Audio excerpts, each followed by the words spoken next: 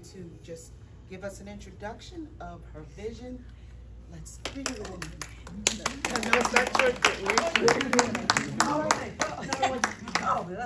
All right. Well, praise the Lord, everybody. Amen. Good morning. Amen. Thank the Lord for another day, an unpromised day. Amen.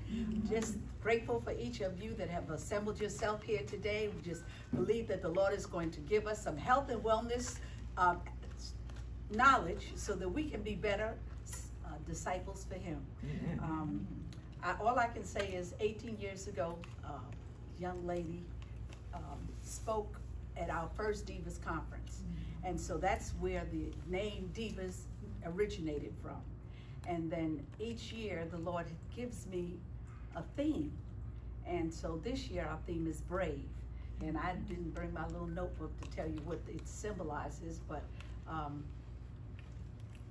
it's bold, it's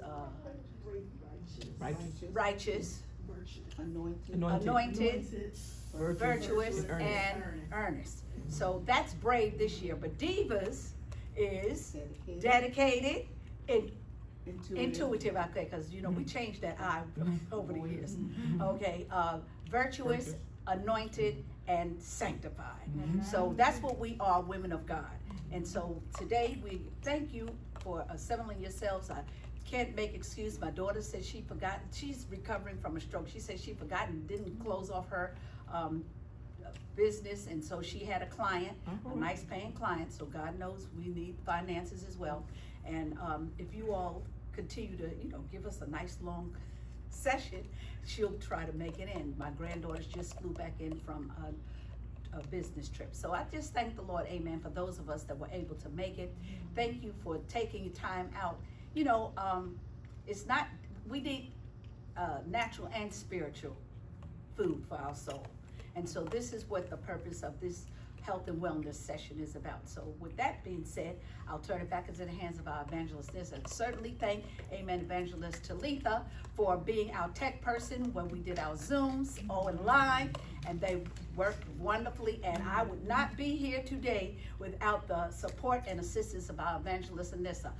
The Lord gives me the vision. He gives me the thought. She helps me. She said, well, who do you want? And if I can't fill it, she finds someone. So I thank you for your continued support over the years.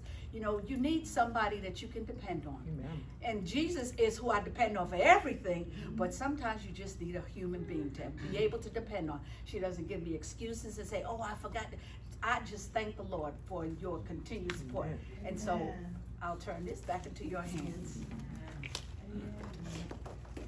I love working with her, and God has been blessing us, and it's just a part of, this is our time of revival. Yes. For me, July, the D.I.V.A.S conference is a revival time. So I just want to just give an introduction of what this all is about. It's about self-care. First of all, I want to read the scripture that God put on our heart. 2 Corinthians 13:5. It says, examine yourselves whether ye be in the faith. Prove your own selves. Know ye not your own selves how that Jesus Christ is in you, except ye be reprobates. So as we serve, I just want to give a little introduction. We have a doctor here. We have our Minister Robinson is going to be doing a presentation, and our sister Favia Brown will be doing a presentation. And then we have some questions that we will be able to interact in our session that will be based on being brave. So as we serve in ministry, other ministries, home, workplace, self-care is often a neglected area. And it takes bravery to tackle the neglected areas. Is that right? We know that we should take better care of ourselves. We know the word of God. We know what we're supposed to do, but do we do it? There's a lot of times that if it is not hurting me or debilitating me, I don't handle it. Like if I don't have a pain, I know I should get checkups before the pain happens or before there's an issue, but until there's an issue and then I can't see or I can't move, then it debilitates us. So a lot of times we wait too late to handle situations. A lot of times we may be inconsistent in taking care of our spiritual, emotional, mental, and physical health and well-being. So a lack of time, energy, motivation are a few reasons why we may find excuses for not taking care of ourselves. And that's what these sessions are about, to just bring awareness of needing to take care of ourselves. I'll just wait to say one other thing. It keeps us from being our best version of our brave selves when we don't take care of ourselves. Self-care. Bravery is needed to acknowledge, tackle, and address many of the issues we neglect. We often feel if an issue, like I said, isn't bothering me, or it could be relational, whatever the situation, if I don't have to deal with it, then I can move on. But then it doesn't get solved. It doesn't get fixed. We move in our brokenness. So we need to not neglect our upkeep, and sometimes with a lot of things, we respond too late. And so that's why we just want to bring awareness so that we don't serve in a broken place, so that we don't serve depleted and run down and on fumes. So many of us, we can't say no. A lot of times we don't say no. A lot of times we feel guilty because we want to take care of ourselves. And a lot of times we don't handle, like I said, the situations. Even God tells us to set limits and boundaries. So we'll talk a little bit about that later. But at this time, I'm going to turn it over to our evangelist, Talitha, so that she can introduce our first speaker. All right, that was a whole lot. That was good. Amen. So, we just thank God for this morning. Thank God even for this. We are all on our own path. Let me just say, when I met Alexandra, I just was at one of those health food stores. And how sometimes you go in and nobody talks to you unless you ask them, can you tell me where the turmeric is? Or they'll tell you that. But she didn't. She just was walking around, and I began to tell her little different ailments, myself, Fanj, my mother, and she would just, she gave me some answers. The other thing that she did was she was talking about, she has this thing with healing touch, and I just believe that we don't have to be on all this medicine. That's just me. I really don't believe that. I believe that you don't have to die of something. I think you can just go to sleep and go to Jesus. That's how I believe. And so we just started talking, and so I've been seeing her. So let me read her bio so then she can further. So Alexandra is a certified holistic health coach and wellness advocate who started her journey during a time in her life when she was overwhelmed with panic attacks. It was evident from the onset that the only remedy for modern medicine was prescription medicines that only treated the symptoms and never fully addressed the cause of her panic attacks. She eventually became her own advocate to discover the root cause of her panic attacks. And doing so for her own health and well-being, she realized that there were many other people who had similar experiences that never fully addressed the root cause of their illnesses. As a result, she began studying the immune system, natural medicine, modern day diseases, and side effects of medicine. She also studied and became a practitioner of basic herbology, sclerology, I'm sorry, she'll tell you, iridology, and healthful touch. Alexandra started to specialize in fact-finding research to understand the root causes of many illnesses that plague so many today. She spent countless hours researching, finding ways to help her clients heal their bodies by educating them about the immune system, its function, what not to do, as well as what to do to achieve balance and healing. She has many testimonials about helping her own body heal, as well as helping her clients heal their bodies. So we want y'all to welcome Alexandra Hunter. Thank you. And yes, it is a blessing to be here. And I just found out nobody's really from here. So I'm not from here either, from Germany.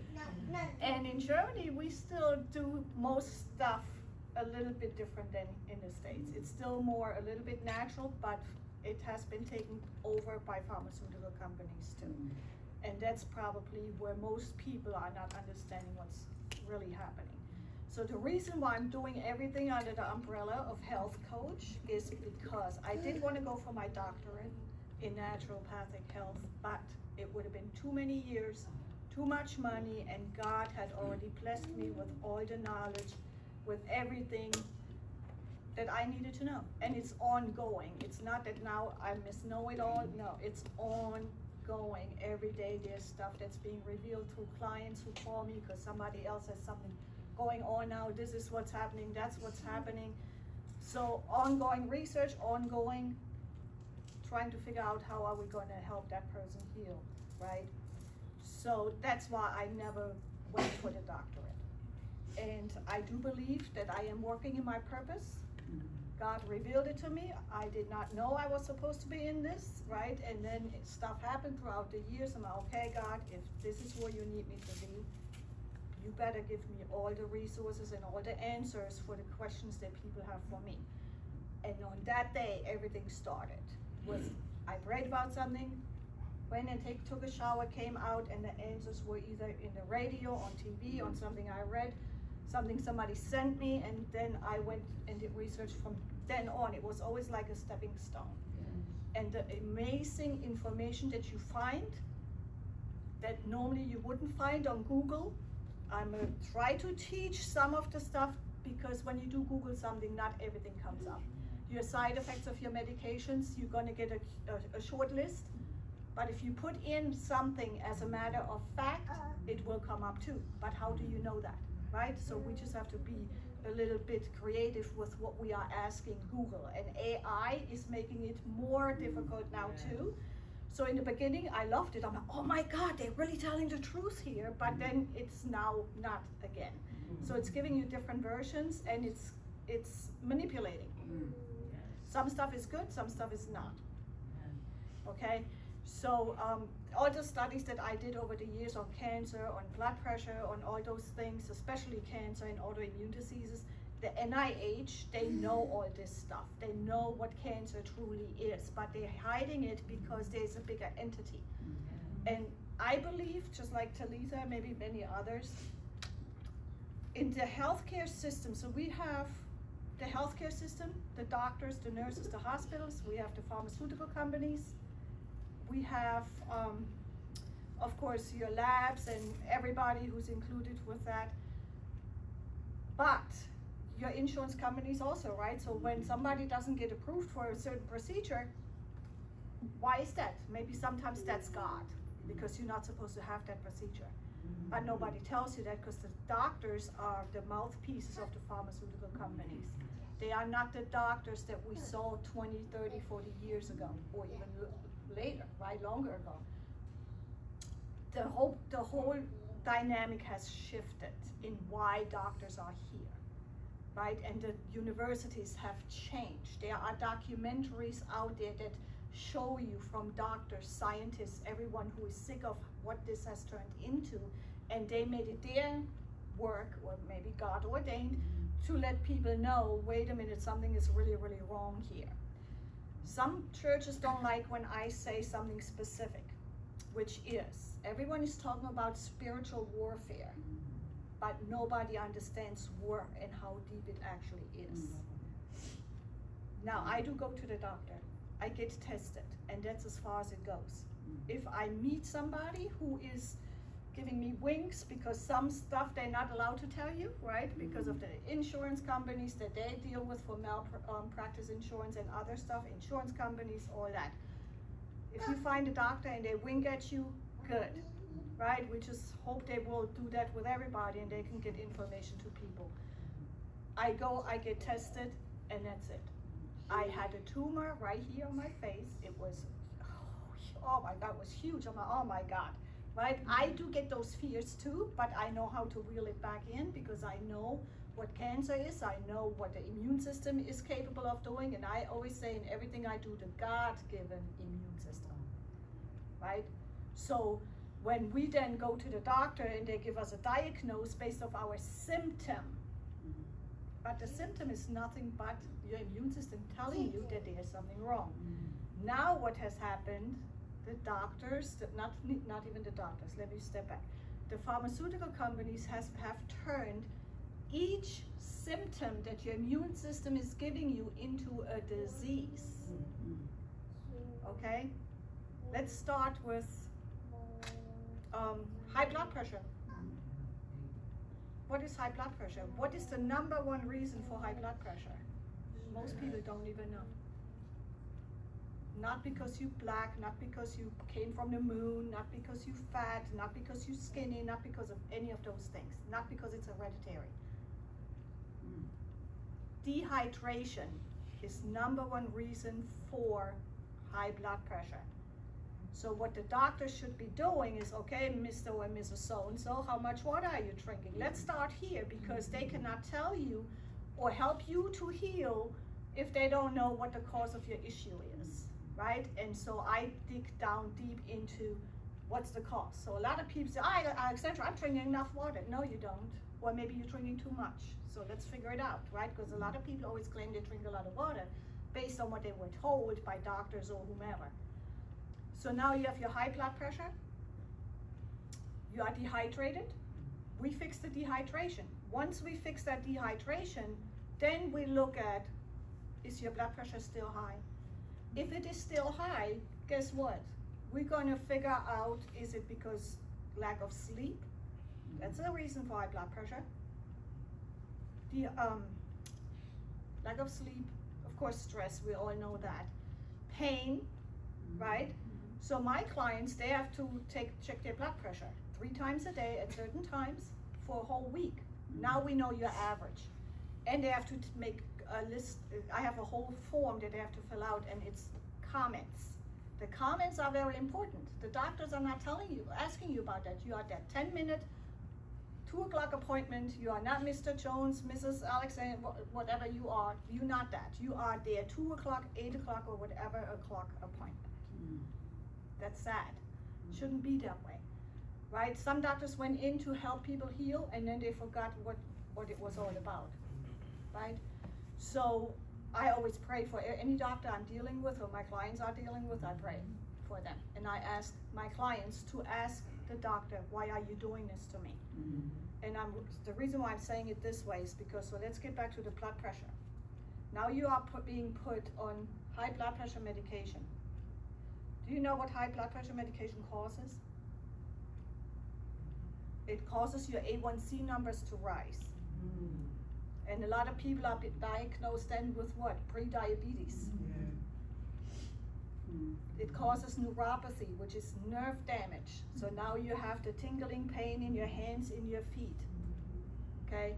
It does many other things, but these are the main things. It wounds your kidneys. Because guess what? They're not taking care of the dehydration already in the first place, bless you. And then all these chemicals are sitting in your kidneys, right? So, and I was just talking to Talitha earlier, so what a lot of people are being also misdiagnosed with is an overactive bladder. And now you get medication for overactive bladder. Do you really have an overactive bladder, or is it the blood pressure medication that makes you pee, right? Now you're losing all your minerals, your sodium and everything. They always tell you not to do sodium, which is not true. The body needs sodium, right? But so now you're losing all your stuff that you actually need, and you're peeing more, especially then if you do drink water too, or your coffee and other stuff, you're gonna pee and pee and pee. And what does that do? It overwhelms the kidney also, right? It overwhelms the bladder. So do you have an overactive bladder just out of the blue, or is it because something is making it being overactive, which is the medication, right? So the medication is nothing but pure chemicals. Somebody was smart way back when, and they said, oh, wait a minute, this herb, we can turn it into this chemical and it will help with this. So they turned our God-given herbs, fruits, vegetables, all those things that they know that has substances that can heal the body, they turned that into medicine, chemical-based. That's why you have all these side effects. Nowadays, all these medications, you see it on TV, on the bottom it says what? Causes cancer, causes anal bleeding, causes all kinds of other stuff, right? The pharmaceutical companies are doing that for a reason, because they know you're not paying attention, and people still ask their doctor, what is the side effect? And the doctor is going to tell you, no, you're just going to have a little stomach ache, like what they do with Ozempic. I have a lot of people on Ozempic. They tell me about all their stuff. The first thing when it came out, what I looked up was what's going on with this Ozempic. The first 3 sentences, it will cause thyroid tumors and cancers, pancreatic issues, right? So guess what? In a couple of years, but it's happening already with some people now, you're gonna see all that and they're gonna blame it on something else. Autoimmune disease. What is an autoimmune disease? Lupus, MS. So I have a young lady, 42 years old, tall, slim, I had a class in December. It was one young lady purchased a whole class for the entire family. One of them was this young lady, 2 blood pressure medications. Because of stress, she likes to smoke and drink here and there, no problem. So she comes in February, she said, Alexandra, I need to see you. I'm like, okay, are you off your medication? Because I give out all the information to do what you need to do in the class. No, I didn't, okay. But they diagnosed me with MS. Everybody know what MS is? So I said, oh wow, okay. So let me have your blood pressure medications, the names of those real quick. I'm going tick, tick, tick, tick. Guess what? One of them, because I asked her, what triggered you to go to the doctor for them to test you for MS? And she said muscle twitching. Throughout the day, all day long, she has muscle twitching and tremors. I'm like, wow, that's not, and she's sick of it, right? So they tested her, everything looks like MS, so they diagnosed her with MS. She said, but I didn't start the medication yet. I said, good, let's see what's going on. So I took the medications, blood pressure medications, that's all she's on. She is dehydrated. So she's drinking the water now, she's doing good. She came off of the blood pressure medications, but the one of them actually causes tremors, not just the neuropathy and everything that I've already said. I knew one of these meds do cause tremors and twitching and other stuff, right? But I needed her to see it when I pull it up, because Alexandra can say anything. But I want to show people where you can look it up and you can see it for yourself. And she's like, oh my God. Oh my God, right? So here she's trusting the doctor who now just misdiagnosed her again, because the first misdiagnosis was what? High blood pressure in the name of whatever, hereditary or whatever. But she drank her water, she came off the meds, and now we are still working on the twitching, right? So there's something we're trying to figure out, because there was damage done and that's why all that is happening. So everything is going good, it's not as much twitching and all that stuff. We did a healthful touch class, what Talitha was talking about. I'm gonna mention it in a few minutes. I want to check with somebody. So I had 10 or 15 minutes. I have time until 12. A little bit before 12, because I have a client. Okay. But anyway, so, because I have a lot of information. I do speak in different churches and in different other events. I have the classes in my office, right, where and I'm going to give you some flyers where you can put your own class together. And then I come and I speak, right? So, and it's a lot of information in 2.5 hours, 3 hours, whatever. That's how I do the classes. But I'm gonna try to give you as much detail as much as I can, but I will leave the flyers or my business cards, and my information is on there, and then you can decide if you wanna book a session with me or not, or if you wanna book a class, right? We can do a class here, we can do a class in my office, depending on how much space is needed. So to get back to this young lady, she's healing, right? Now, the lady who purchased the class, she's 27 years old. She said, my family needs you. I'm gonna, instead of doing the Christmas gifts, they're gonna get this class. So out of the class came, of course, her grandma. The grandma then was concerned about one of the grandchildren. She is sitting in a wheelchair. She is 32 years old. Lungs are messed up. She's on her air, all that stuff. She's a beautiful young lady. She comes into the office with the grandma in a wheelchair. And the whole story is wrong, what I'm saying. So some people also manipulate their illnesses so they, what's called secondary gain, to get the attention and the love and everything they need. So when I told her what we can do and all that stuff, she was against everything. She said, oh, I do this, I do that. I'm like, look, I'm not here to catch your attitude. You know, your grandma brought you here for a reason, so we're just gonna talk, and it's just you, you know. And then, but when she went to the bathroom, the grandma told me stuff. When the grandma went to the bathroom, she told me stuff. So I said, okay, and I know that throughout the years, family members' intercessions are good a lot of times, and sometimes it's not. I prefer it, but when my clients, I feel, oh, there's a little bit of stress going on right now, I ask one person to leave. Because the person who's coming in with me in my sessions, that's the person who's getting all my attention. But sometimes those people are not all honest, or they forget stuff, right? So in this case, this young lady, she claims she's on steroids and all this stuff. If she was on steroids, she would be really puffy. She's not.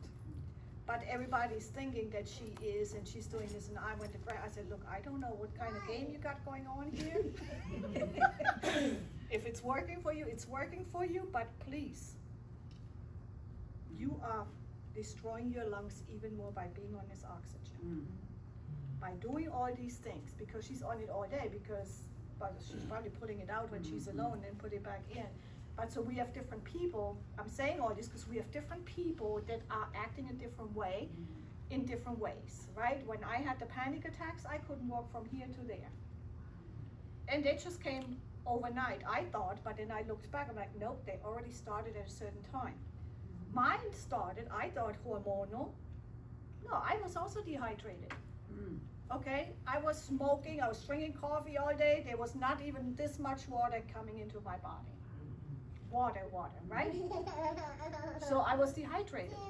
And so the anxiety that came into my chest, that was my heart palpitating. So I'm like, oh my God, what's wrong? And then whoop, I'm in the full-blown panic attack, right? And so, but when we don't understand that, so most people who come and tell me, oh, so-and-so has anxiety and and they go full-blown into the panic attacks, and I say, okay, let's see first what we need to do, because I did this firsthand, right? The tumor, got rid of it without chemo, without radiation, without anything. Doctors kept saying, you need to come for the biopsy. No, I do not. I have to pray about it, and then I'm gonna go from there. I got rid of it, right? I changed my diet, completely plant-based, which means no animal products, none of that stuff, completely plant-based, and then I kept going like this, and in the wonderful Bible it talks about frankincense. So I had frankincense essential oil from doTERRA. That's the only company I use, because you can take it internally as well. So I kept putting it on here. This started to swell. So what is the modern day word? Oh my God, I have lymph cancer, right? That's exactly what I said. I'm like, oh my God. But I calmed myself down. I said, what the heck are you doing here? You know, just stop it, pray, and we go from there. So I contacted a massage therapist. That was the massage therapist for my sister-in-law. She's disabled. But so I said, Marie, this is what's going on. Can you do lymph drainage massage? She said, yeah. She said, what's happening? And I told her. She said, well, come by. Just come by. I'm going to take care of it. Okay, so she's doing this. I kept doing it at home. The swelling went down. It's gone. Women, well, a lot of women, you know what ovarian cysts are. Got rid of ovarian cysts. Got rid of the extreme pain during periods, right? All that stuff goes away. I have guys, prostate, because there's some guys in here, prostate cancer. Do not let people scare you with prostate cancer. I have a client, 72 years old, stage 4 prostate cancer in March. 7th of October, cancer-free. And it had metastasized to lymph nodes under his rib cage. Then he had a tumor on the spine. He had extreme pain, and that's actually why I started the Healthful Touch class and the sessions. I already did the sessions, but the class, I had started that. So, cancer-free. Guess what he did not do? He didn't do chemo, he didn't do surgery, he didn't do radiation, he didn't do all this stuff that they insert in a man now to explode. What is that stuff called? I forget. It's some kind of procedure they do, right? 7 months, cancer-free. No fear. His girlfriend diagnosed with breast cancer in October, which I'm going to say something else about that. Breast cancer in October. She's doing everything the doctors are telling her. She's not doing good at all. But what is the difference? Fear. Right? This man stood his ground. He said, I don't care what you say. Thank you for telling me, and I will still do my tests, but I believe in God, and I know what I need to do to help my body heal. Well, he knew some, and then he came to me, and I helped him with the rest, right? Because he already knew, I'm going to pray, I believe in God, and I'm going to believe what they are telling me. He healed. His PSA numbers from 165 in 5 weeks went down to 5. His doctor said, what are you doing? Something is wrong. And he kept on looking in the blood work, and he said, something is wrong, something is not right here. He said, no, it's fine. It's exactly what it needs to be. Because the PSA numbers are not the numbers they're supposed to be telling you about cancer. Because the A in PSA stands for antigens. Right? You have it. The A for in PSA stands for antigens. Just like if someone ever was diagnosed with cancer, they check the CEA numbers. A again stands for what? Antigens. What are antigens? Your body creates them when there is an invader. So the antigens, the immune system is giving you the antigen. Oh, wait a minute, what the heck, what's trying to get in here right now? Let me check it out. Let me figure it out so I can blast it and it can go away. Right? So something as simple as what you think of bacteria, virus, parasites, microparasites, right? Then you have the environmental toxins, you know, your lotions and what we eat and all this other stuff. So the body is just, the PSA number is going up so high because there is an antigen issue going on, because there is an invader. And your God-given immune system is giving you the symptom and even the blood work, which then is misinterpreted to let you know you need to be on chemo and surgery and hormones and all these other things, right? Something my spirit just tell me to say something right now. I had a male client. It was his wife first. Then she said, you know what, my husband and I got back together. I think he needs to see you. He comes in, I'm looking at him, I'm like, oh man, is he gay? Right? I don't judge nobody. I was like, why is he so feminine? And I'm like, something's not right here. So I'm doing my thing with him, his issues, all that stuff. I said, you know what, don't take it the wrong way, please. Because his wife, he had an issue with the wife and her girlfriend, regular girlfriend stuff. They met when the divorce started to happen, and they were friends, and the other lady had issues, so they were each other's support. But this man is complaining about this friendship and this other woman so much, and I'm like, okay, wait a minute, dude. Why are you, has she done to you? He said, nothing. I said, and why are you so against this woman, right? I said, maybe I'm overstepping right now, but it's in my spirit, you're in my space, so I'm going to say it, and if you like it, you like it. If you don't, you don't. I'm sorry, right? So I said, there's something going on. You acting really feminine, not just with your behavior, but also how you are like this. And that's exactly how I was. I was like, out there.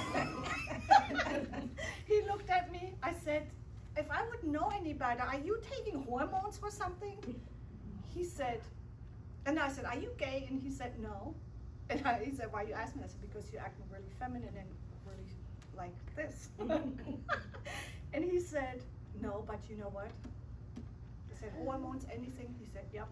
He said, I had prostate cancer over 13 years ago, and I know you telling the truth. He said, because I've been feeling it.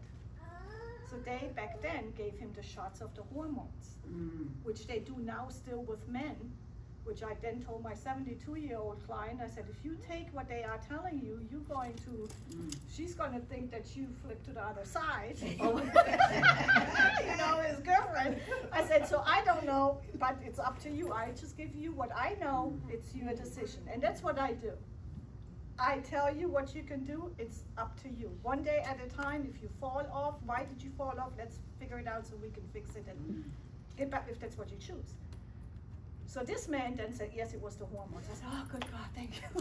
Because I was like, you know, I knew something was off. And he said, and he had many issues because people thought he was gay, and he was treated in his church and everywhere else like, there's something wrong with him. You know what, we still love you, we're gonna try to fix it, but I don't know how deep this went with those hormones, because this was 13 years prior.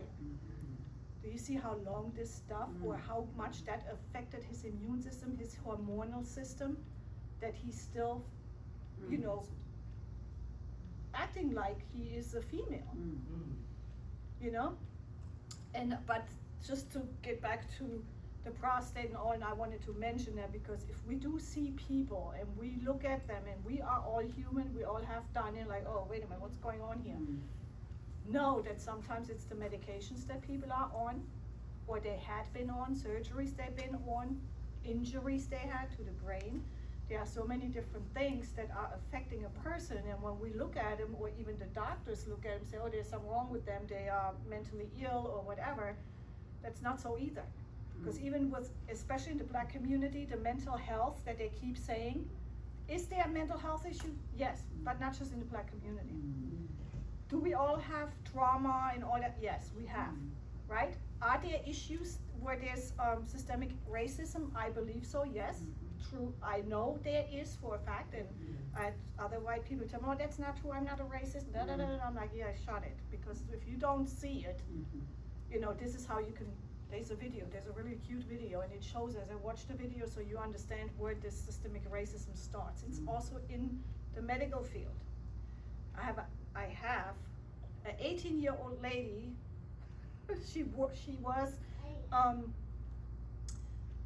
she had her first child at 17.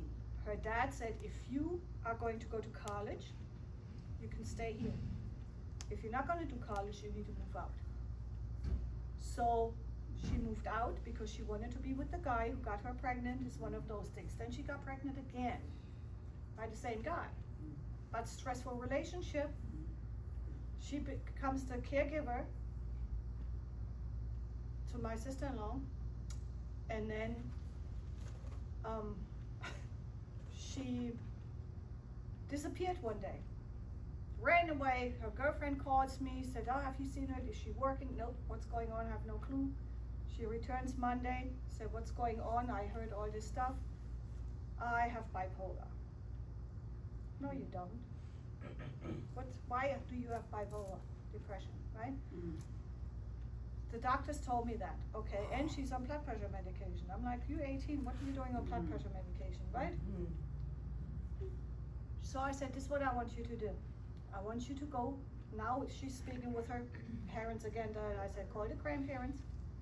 Friday after work, you're going wherever you go, whatever you want to do. Get a movie, do whatever, take a hot bath, drink some tea or whatever you enjoy. I don't care at this moment. Once you turn off the phone, go to sleep. Let your body wake you up. No interruptions. Let your body wake you up. On Monday, you start clary sage. That's a hormonal balancing plant. I used that for cysts. Went away, right? So she did that. And I said, I want you to talk to me for a couple of weeks. Don't tell me anything, just, she came on Monday. She was crying. She said, I cannot believe this. This girl, like many women, was what? Tired, sleep deprived. So of course, when we don't have enough sleep, we get moody, right? We snap. That's one thing. Because of her having the kids back to back, her hormones didn't even go back and balance again, right? So now you have two things, and the bad foods, and the dehydration and everything else, and the stress with the baby daddy and life itself. So I said, don't you ever tell anybody that that's what you were diagnosed with. She signed herself into shepherd's prayer that day when she was disappearing. She just ran and cried, and that's where she ended up. I said, don't you ever tell anybody that's what you were diagnosed with, because anyone can hold that against you and use it against you, because that's not what you had. Now, how many people are being diagnosed with bipolar depression? The wonderful commercials, right? So people are misdiagnosed with what? High blood pressure, diabetes, which are all symptoms, mental health issues, all these things. And nobody is saying, let's look into what's really going on with you so they can figure out what the cause is. Because today it's not the cause anymore. Today it's the trillion-dollar business in the pharmaceutical companies, but they're not the only ones, because they are paying who? They're paying all the labs, the radiologists, the doctors.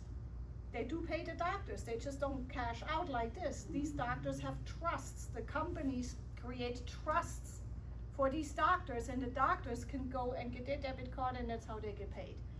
When you try to sue a doctor, guess what? Guess who's going to pay his legal fees? The pharmaceutical company, right? So how many drug addicts are running around here, and you look at people and they like this, you know, or like this, and you're like, why don't they just do it for their children, for their mom, for whomever? They can't. I always tell people when they say, you know what? Get off of sugar for a week. Get off of meat for a week. Let's see, and then come back. Some can, some cannot. Then they come back and like, okay, now go do it again and try it for your mom, for your children, and then you're going to look differently at that person on the corner, because that's a totally different addiction. And people are made to be addicted nowadays too. Have you guys watched Painkillers on Netflix? I encourage you all to watch it. Painkillers. It's different episodes. When oxycodone came out, the medication, the pain medication, was really big in West Virginia or Virginia, but it's across the country. And when you watch Painkillers, you also have to pay attention. After every episode, they actually have the family then talking about it, because they have this big thing that it is that is fictitious, that it's fictional or whatever, that this is not all true what they are saying. And then you have the family before the next episode start, and they talk about their loved one who died, because I guess that was already then also a legal thing about the pharmaceutical, where they came in and they had to make it look a certain way. But then they were smarter and had the families talk about their family members that passed or that are horribly off, right? So when you watch the Painkillers, also think about, it's not just with the pain medication. They're doing that with autoimmune disease medications, with cancer medications, with antibiotics, something as simple what we think antibiotics. They do that with every medication. The way these pharmaceuticals companies and the reps are then trained to talk to the doctors, that's with any med. But the painkiller is an eye-opener. It should be for many, many people, because a lot of people are on drugs because they couldn't get the oxycodone anymore. So now they look somewhere else to get those drugs because of the pain, right? And so you have people like soldiers. I had some friends, my husband, he was in the military, retired, right? And sometimes we drive somewhere and he locks the door. I'm like, well, you act like this person's gonna jump in a car and rob you, right? I'm like, you know, that could have been one of those soldiers that came back so messed up because of what they saw, and they're on all these meds, and you treat them just like other people do, because, well, but what if it is just somebody who's on drugs and want my money? That's not up to us.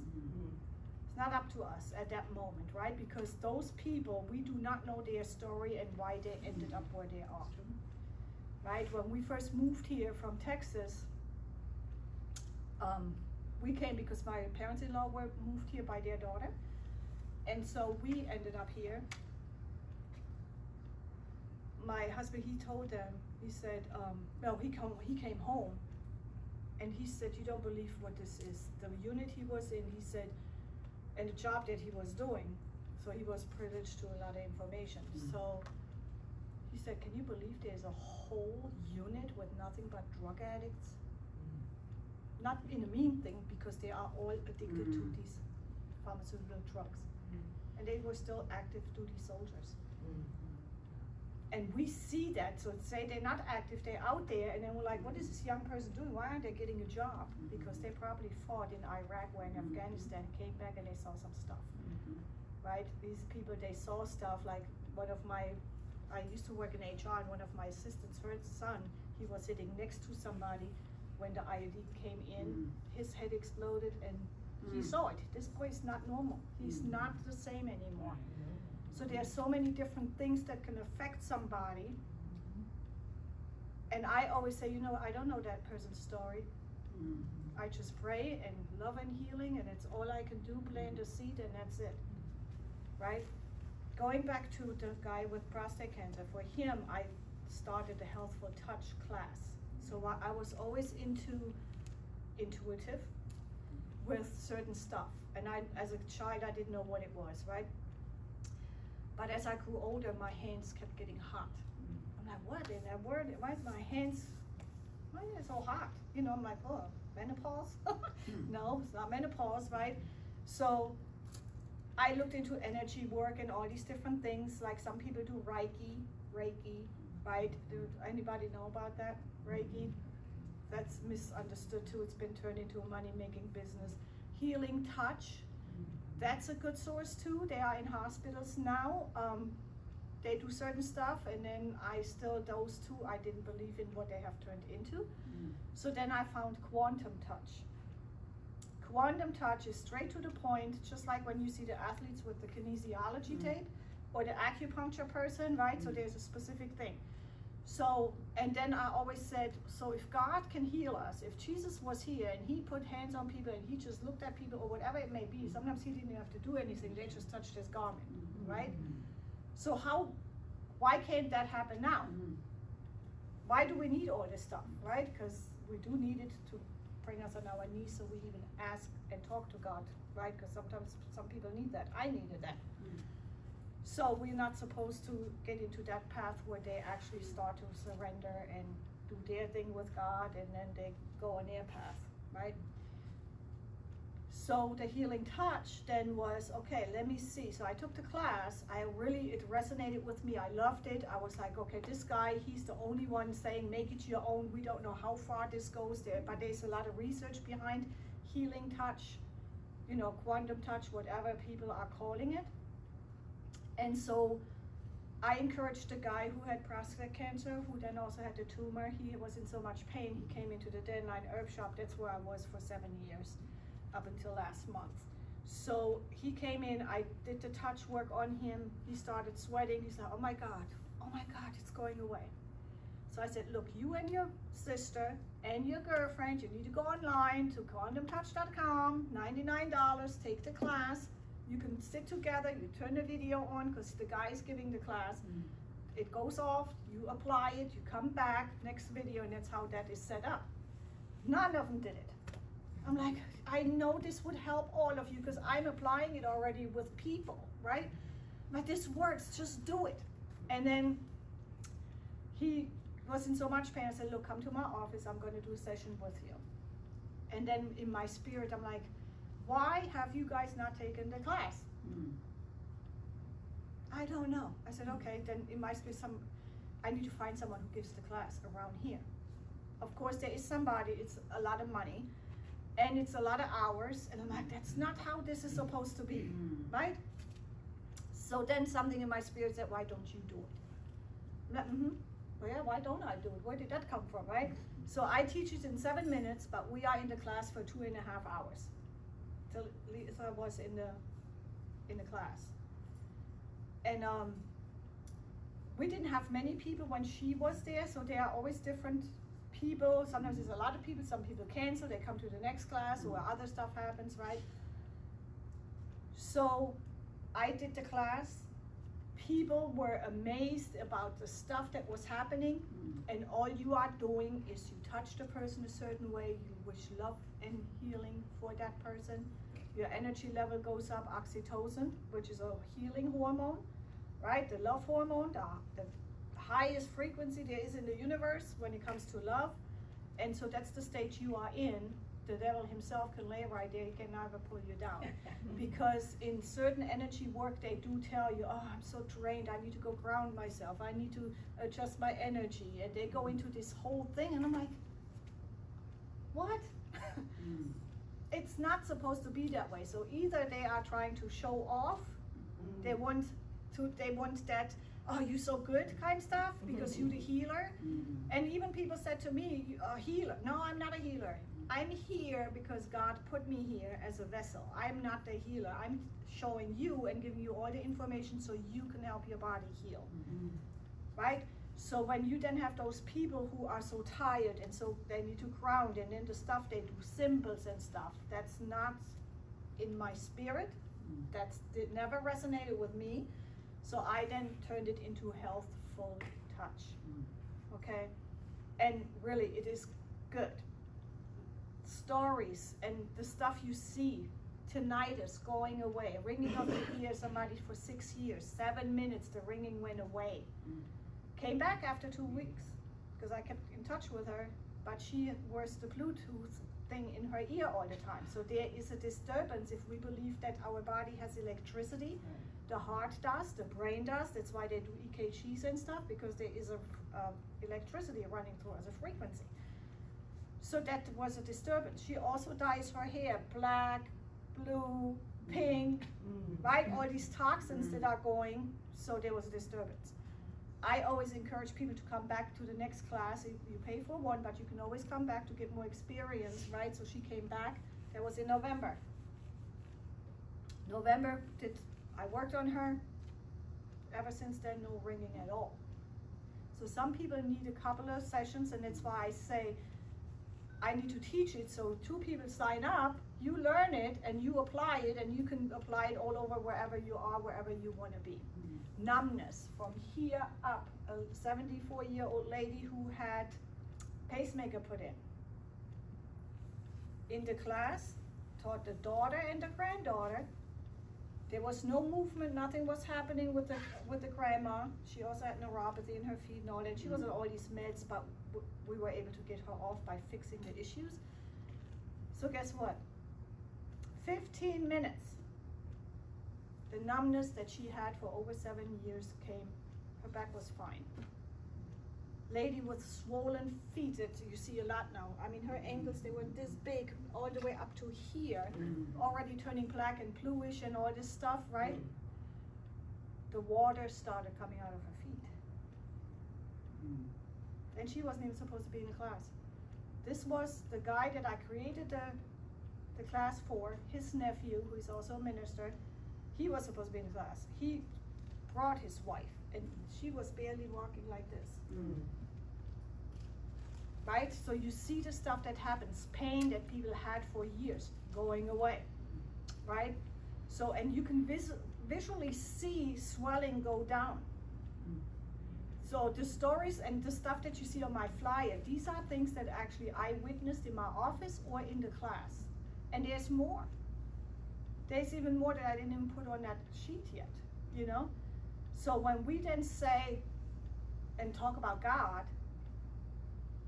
yeah, he can help us heal in an instant, right? But we're supposed to have our testimonies and all that stuff too, so we can let people know the power that lies behind it. I believe that, right? And so, as you mentioned earlier, a lot of times people don't know what they are doing wrong to the body, because nobody teaches us. So we go to the restaurants, we go to the supermarket, we go, even if I look on that table over there, I can show you right now, no, you should not be consuming that, right? Now, we're supposed to pray about it when we eat, right? But now what I started telling people, we all know the bridge, the bridge Annapolis, right? What is that bridge called? Annapolis to go to Ocean City. That big one? Bay Bridge, right? So now I am on the bridge, all this traffic, but I need to be in Ocean City in an hour, right? So look at me, I'm believing God. I said, you know what? I believe God, so let me jump into this water, swim across real quick, because I cannot stand in all this traffic. I can swim across there real quick. God, please protect me, please help me. Is he going to show up? I don't think so, because that was not the smartest move. I'm saying that because when I know this food is bad and I pray about it, is God really gonna show up all these times to keep me safe from this food, drink, lotion, all these things? I know, because he also at one point had put a seed. He planted a seed for us to understand that these things are not good for us, right? Did we recognize and realize when that seed was planted? Were we aware? How was it planted? Did anybody tell us? Because a lot of times nobody tells us anything. So is the pharmaceutical company the bad one alone, or is it also the food industry and the governments? Because they're letting all this happen, because the lobbyists pay off the politicians, the AMA, because I was even sitting back at one time like, why are these doctors able to do all this stuff? Right? Who is allowing this? And this is basically an organization like the Diabetes Association, Cancer Association, or whatever association, Yoga Association. It's an association of people, and they then go to the lobbyists in the house and they tell them what they want, and they then make the law or the regulation, or they say this and this is what should happen based on money. Money. So evil, they always say what is the saying? Love. Yes, the love for money, not the money itself, but the love for money, right? So when we understand how it all comes together, I don't expect all of you to know it. When I did research, I dug deep into every aspect that there is, because I had questions. I'm a truth seeker. And so I'm like, why is this? Okay, but why? You know? So you dig deeper and deeper and deeper, and then you understand it, and you will get upset and angry and frustrated and all these things, because you like, who is allowing all this?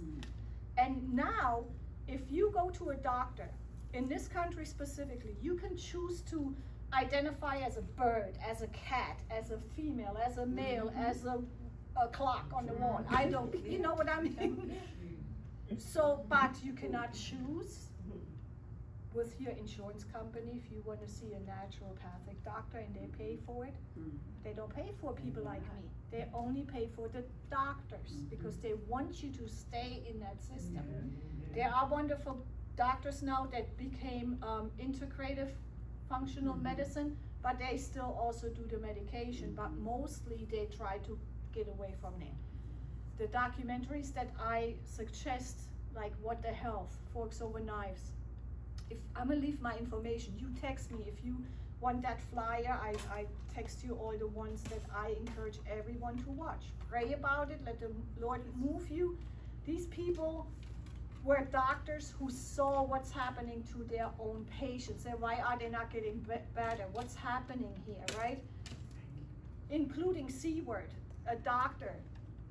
He had brain cancer.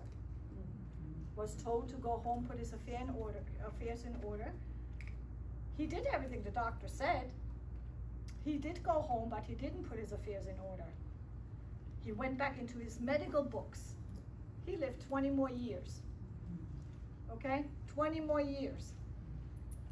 So when we know what these foods are doing to us and these medications are doing to us, especially to our immune system, then we know it can be hard, trust me, because when I went through my journey, I'm like, oh my God, I can't eat burgers anymore, I can't do this no more, I can't eat my yogurts anymore, right? But I can. They're plant-based yogurts. And then I was also, because I was in constant conversation with God, and why are we eating so much? We're not supposed to be eating all this stuff.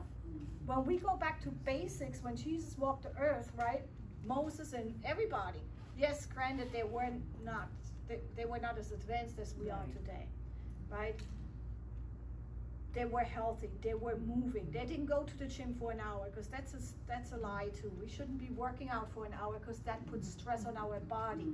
When you work your muscles so hard, you create scar tissue. The scar tissue becomes a host for cells. Free radical cells are what? Cancer. What are free radical cells? Not your own, what they are lying to people about. They're not your own. Free radical cells are bacteria, viruses, parasites, microparasites. When I found all this stuff out by the research, I fainted. I ended up in a hospital because I was heartbroken. I was like, oh my God, I'm having a panic attack, right? It overwhelmed me so much. That's why I'm saying the NIH, John Hopkins, they all know about it. They all know about it.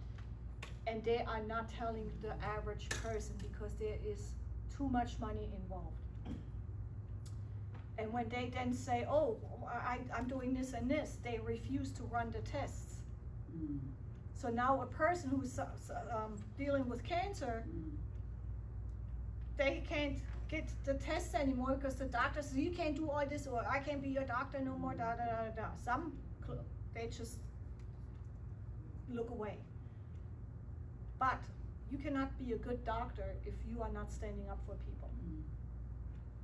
And so I always encourage my clients, go to your doctor. When you go to your next appointment, ask him, why are you doing this to me? Look in his, do you believe in, yes, why are you doing this to me? You knew when you put me on this blood pressure medication that my A1C number is going up. With that A1C number, you knew exactly that you're going to put me on metformin. With the metformin, now you're putting me on cholesterol medication. Now I'm 3 medications, right? But this is not enough because now you need to put me on another blood pressure medication. Now you want me to inject myself with one of those once-a-week drugs. Now I'm in so much pain that you're telling me I have rheumatoid arthritis or any kind of arthritis, right? Because all these meds together are giving you more inflammation because it's nothing but pure chemicals. So now you are on cholesterol medications. Most people have extreme pain just by being on the cholesterol medication. Right. But they say you need to take it or otherwise you're going to die. So you think you're going to die, right? But how many people do you know in your family? I encourage you all to look it up or to do it in your next gathering. Congestive heart failure and strokes. How many? And they are on blood pressure medications, cholesterol medications, and diabetes medications. Because it's the side effects. Our body, our God-given body creates cholesterol because we need it in our brain, and it creates it in the actual arteries to save our life every day. So when we eat damaging foods, it damages the artery. So now you have like a zigzag in the artery, right? So now the body creates the cholesterol fills those pockets, those injured things, and the blood can flow again. So is the cholesterol the issue? Or is it the foods and the things that we actually take that create the injury that the body would create the cholesterol? Right? Sickle cell. I see a lot of the sickle cell stuff going on in the associations, and I talked to her, I said, so what is it? That's probably why I fainted. I did research on sickle cell and cancer the same weekend. I did so much reading and I was barely eating. I was like, oh my God, all this stuff I'm finding, right? Sickle cell can actually be stopped if you go as deep as in the bone marrow. Why is the cell sickling in the first place? There's aloe vera, the plant, that can stop it. There are 2 African plants that can stop it. Nobody knows about it. Cancer, I keep going back to cancer because everyone has somebody in the family or who's been diagnosed with breast cancer, all these things. Women are being diagnosed with breast cancer stage 0. There's no cancer. Why are you letting them take your breast? That's the fear. The fear takes over and they bank on that. When you get to the office and they run the tests, that fear takes over. And then here you had chemo, surgery, radiation, and here some of them die and some of them bounce back. Right? Some of them do stuff naturally, but they don't tell the doctor. So the doctors will never know, and they think it's the meds and everything they gave them that this person had this outcome. So now, who's wrong, right? Everybody's wrong. But when we know what we're dealing with, we can fix it. Cancer cells are not your cells.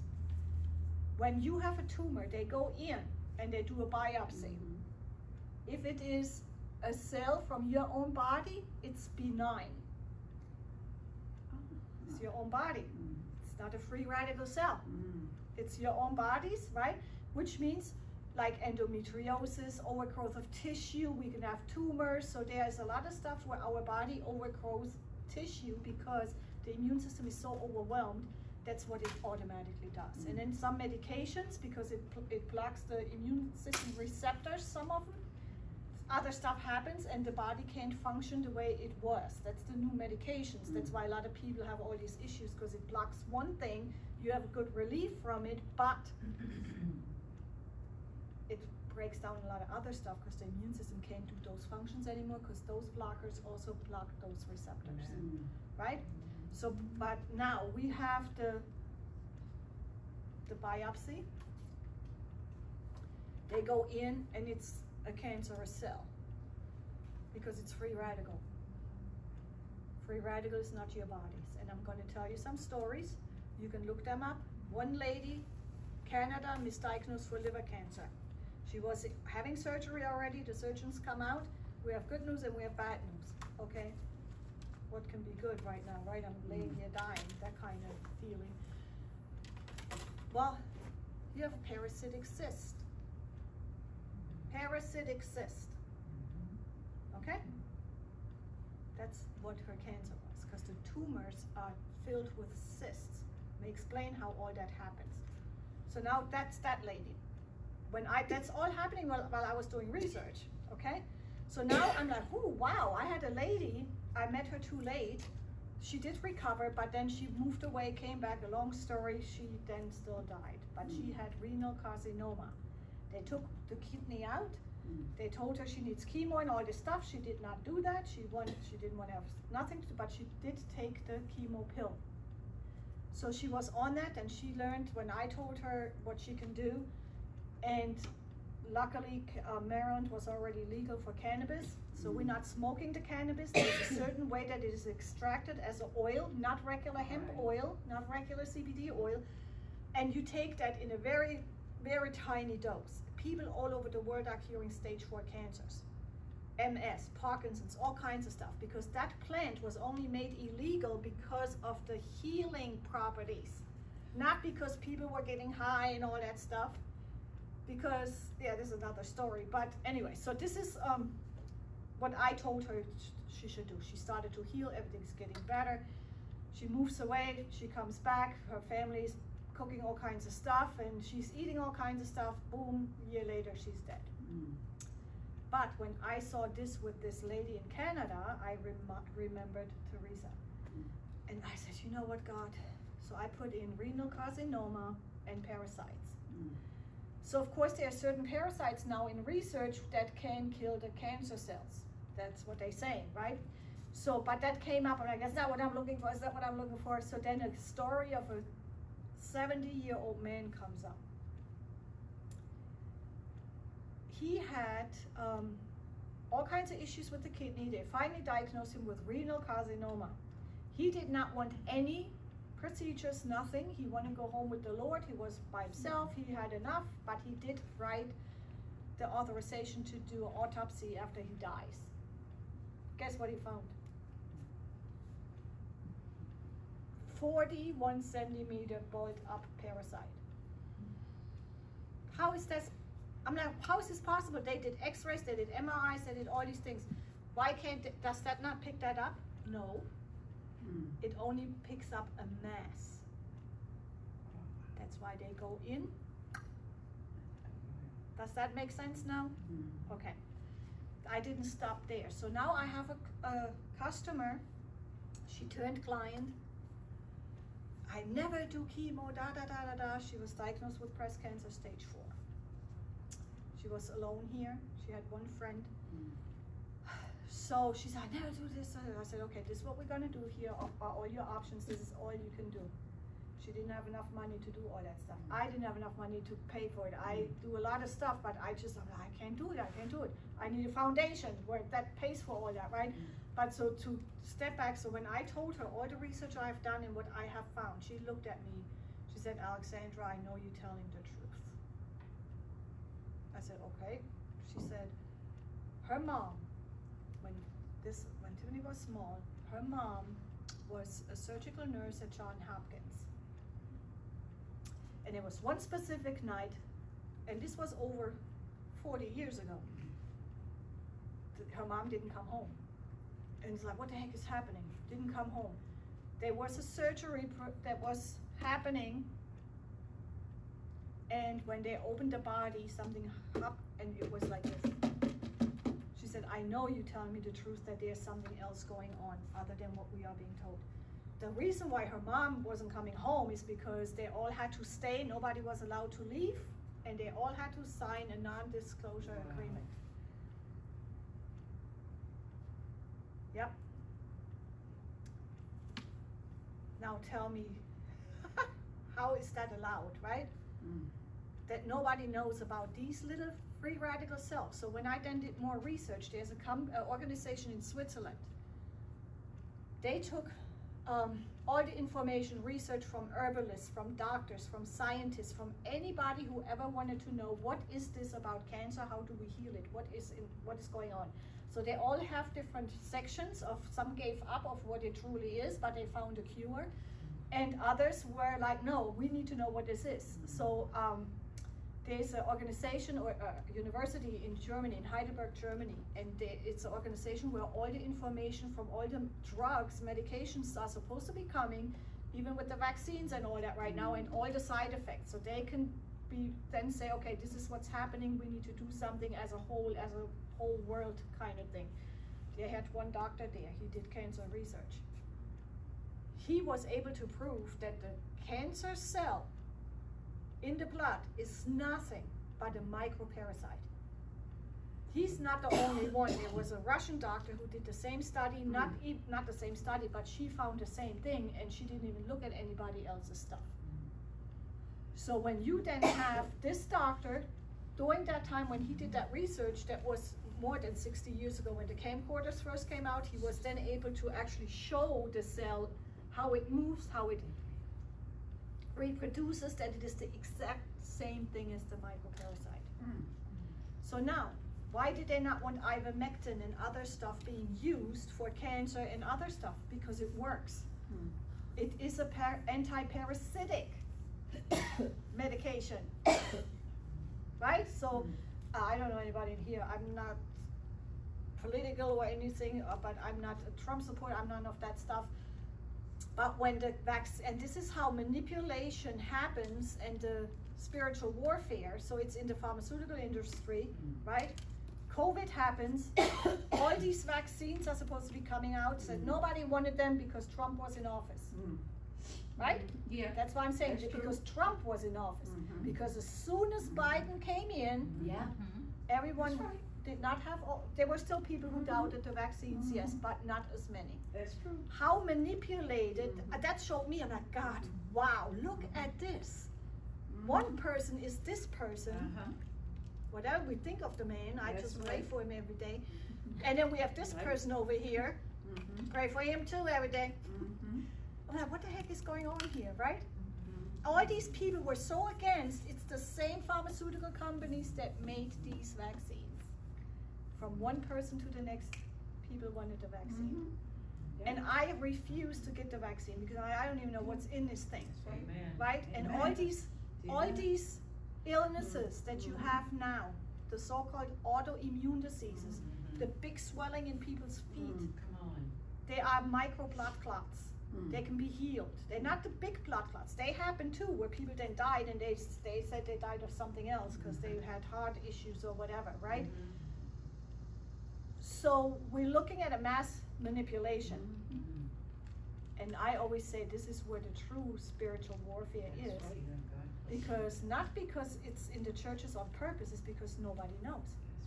So when we then learn the apple juice over there and my kids drinking the apple juice and running around and all the dyes in that stuff, that's what's making these kids overreact and be overactive. The screen time, that's too much. They are overstimulated. They are so overstimulated. When you take that away, they go crazy because they're addicted. Exactly. But when you tell them, look, this is what we're doing, slowly but surely you're changing stuff, right? I tell my clients, if you want to be on a healing journey, don't bring anything in the house. That's not good. If you want to eat it, because it is tempting, it tastes good, and all these things, by all means, go outside the house. And then think about, why did I really want this? What is this doing to my body if I continuously do this? Right? Because then you have this rubber band effect, like, oh, I have a moment to think. If you are at home and you're craving some of these bad foods, bad snacks, and all those things, you are actually, oh, wait a minute, the weather is not so nice, it's raining. Let me grab my cucumber or my hummus that I made, or my avocado spread, or whatever you made that's so delicious that you can enjoy, right? That was another moment that you won because you didn't go out there to get that other stuff. But if you do crave it so much and you need to go, by all means go and use it as a learning experience and say, okay, why did I? Right? So I don't know, I know Toledo said somebody is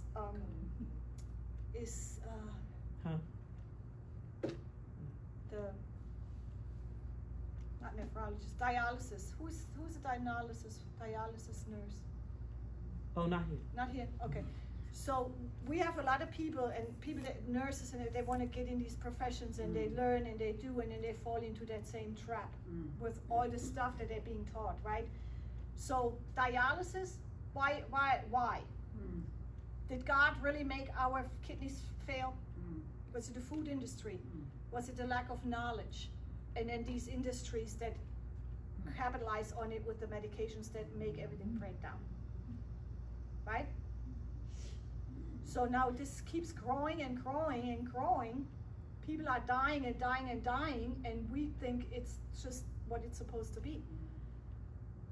The medications are speeding up stuff. I have a good friend, she is doing stuff, and she said the other day to me, she said, but Alex, people are even dying, even your clients are. I'm like, of course they are, because they are going back to that field of, eventually we're all gonna die, of course, you know, but they are not dying because of the natural causes like what you said. They are dying because of the side effects of these medications. So you have the side effect of the medication, but it was the food, your lotions, your perfumes, your hair products, your cleaning supplies, right? Even certain supplements. She can tell you, like, no. She threw all of them out. I know you threw them out. I just gave you the information to do better, right? But so we are inundated with all this stuff. So when something says natural, it's not. It's a marketing thing that they are allowed to use. And the label laws in this country is outrageous. We had stuff at the Denline Herb Shop. It says sugar-free. You turn it around, you read the label. There are all these sugar substitutes. Yeah, but it's sugar-free because it's not real sugar. If you go to get your chicken, it says no hormones added. Not after they killed it.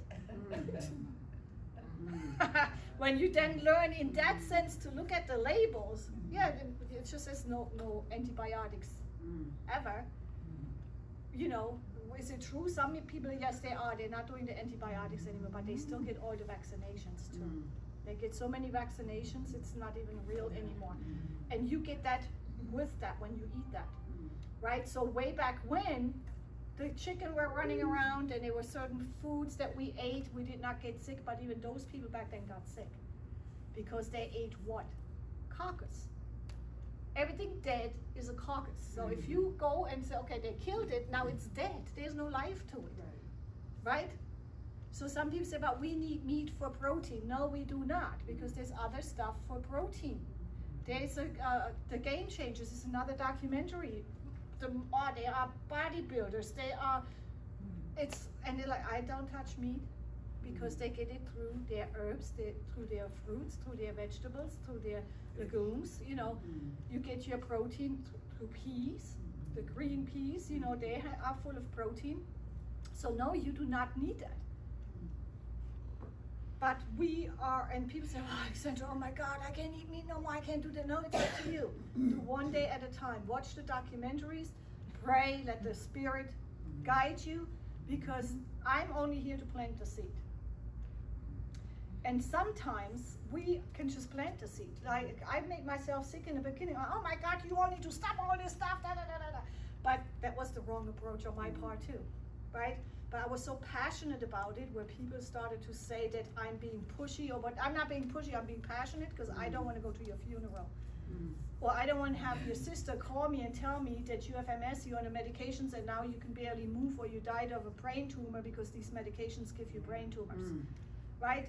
There's so many things that are happening, and the average person doesn't know why. You go to the doctor and you think that's just what it is. No, it is not. So we just need to come out of it. The other part was how I came into being what I'm doing today. I would say stuff, and people look at me and say, oh my God, I believe it. And I'm like, don't believe me. Just look it up for yourself. I don't want you to believe me either, you know, just because. They say, no, I feel this peace, I feel this whatever. And then I said, you know what, God, if that's what you are doing, because I said it wasn't me, it was God. It was not my doing just now, because sometimes I'm like, where the heck did I just get that from? It was in my spirit, I said it, and I had nothing to do with it. And I always ask God to make me to be my mouthpiece, right? Because I don't want it to be my ego. And I always say, okay, was this my ego, or what the heck was this, right? Because it can happen, especially when we don't understand what the differences are in that. So I now resign myself to the person when I prayed, and I still want confirmation, right? We all are supposed to be believers and know and all, but don't we still crave a confirmation? Right? So I said, you know what, God, that's what I am. Oh. Because when you pray because of your illness or your sister or whomever, and then you come in touch with a person like me, I'm not the only person, but there are others like me out there, right? Then you're like, I'm start to talk like this, the way that she explained. I did that with everybody. And I ask what's going on, what you're diagnosed with, whatever it may be. And then I start talking, and people are just like, wow, I didn't know that, right? Or we did this, you are our angel, no, I did not heal you, I gave you the info, and you healed your own body with the info that you didn't have. So I'm saying all this to say that I look at it now like this. When somebody comes to me, that person or somebody in their life has already prayed for them.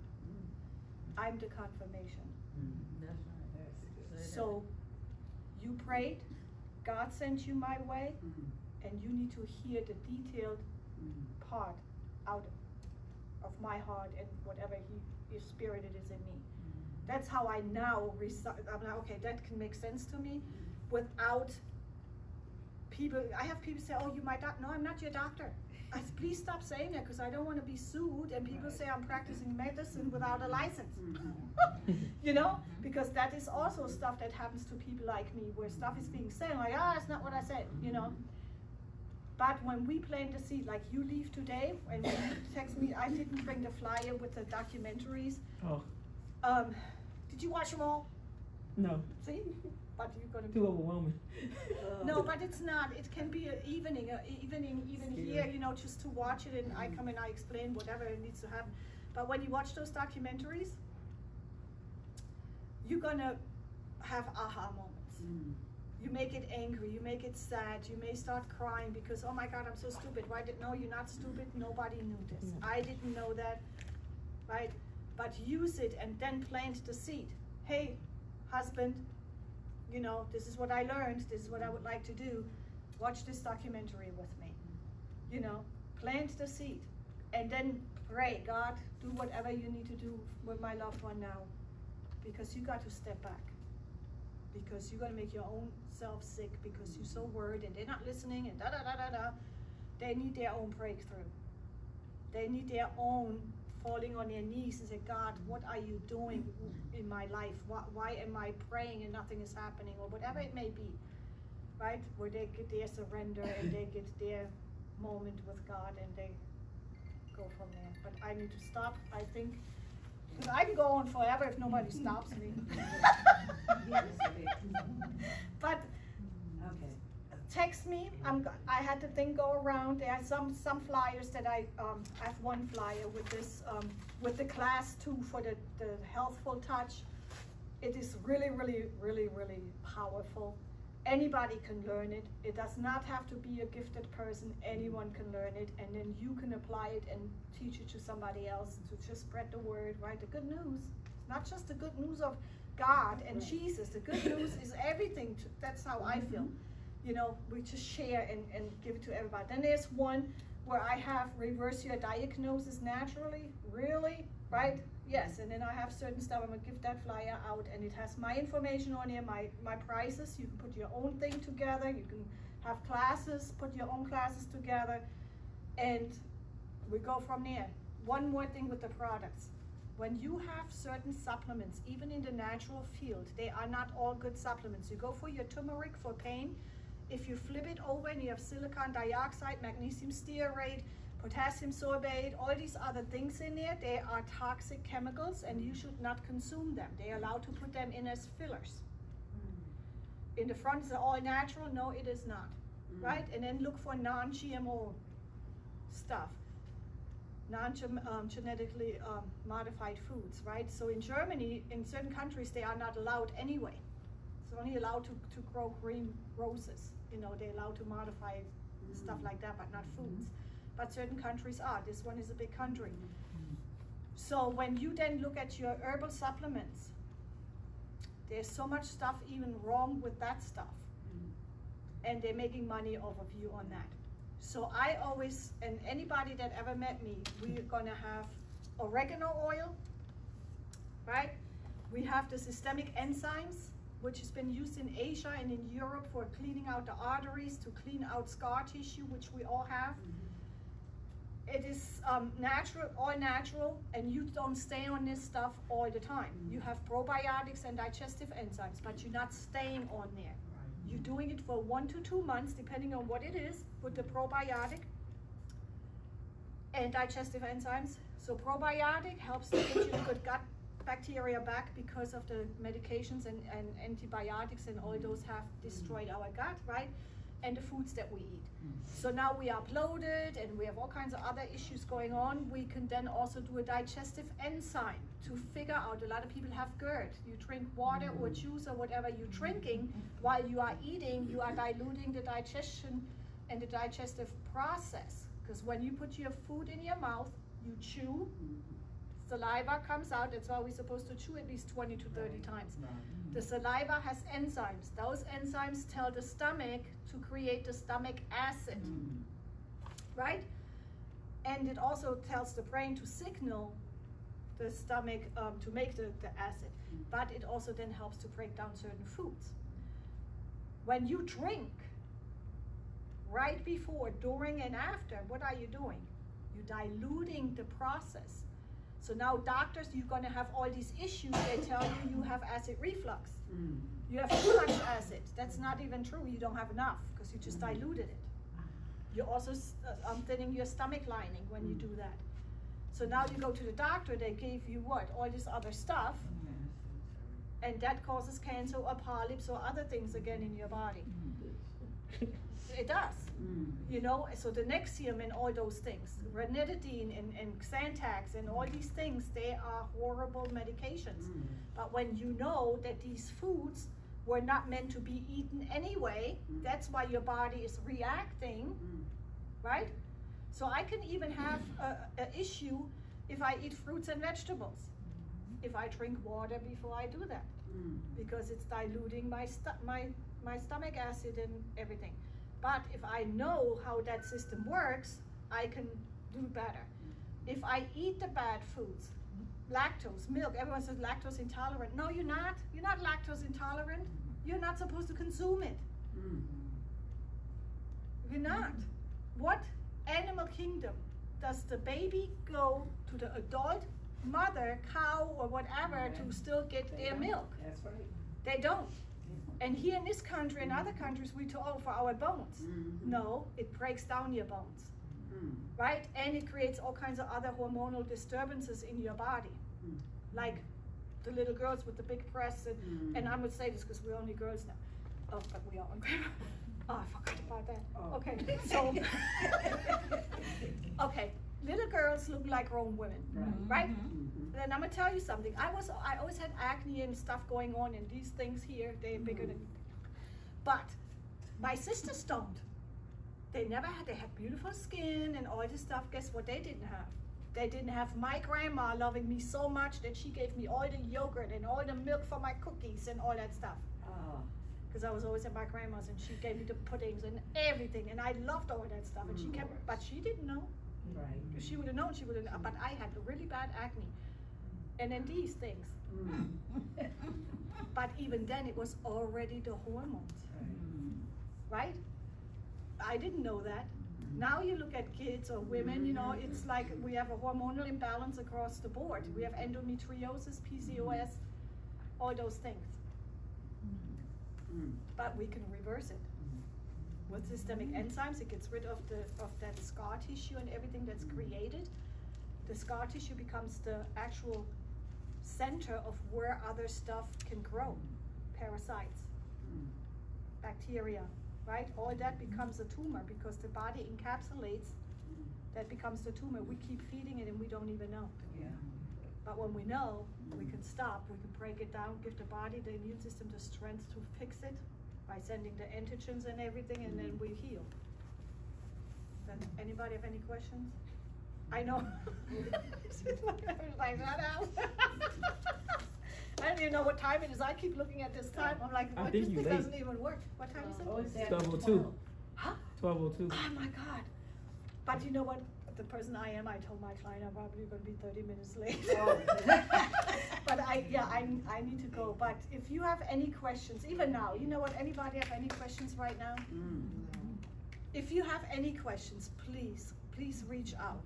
You know, text me. Texting is better than calling, because if you call, like her mailbox is full or something, you need to think about doing something else with that. She will text you back. But I will text you back as soon as I can. You know, when I have people text me about, okay, this is an emergency, this is not, let me, and in the evening I sit here and, okay, I still need to do this, I still need to get back to this person.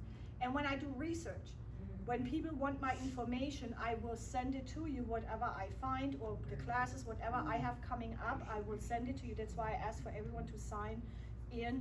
So the Healthful Touch class or other classes, I will just text you a flyer. You just say, not interested this time, or no, or take me off, then I don't send you anything anymore. But if you want to stay in, so, oh no, not interested in this, but I will still text you all the other stuff that's coming up in flyers, because I will text the actual flyers. Okay, and if you have suggestions or whatever, you just let me know too. That's good also, you know, because I do want suggestions. I do want to know if there's anything else I could do or do better, you know. Yeah. So, but thank you, ladies, for inviting me. Thank you so much. So I gotta go. So I better bring her something to the appointment.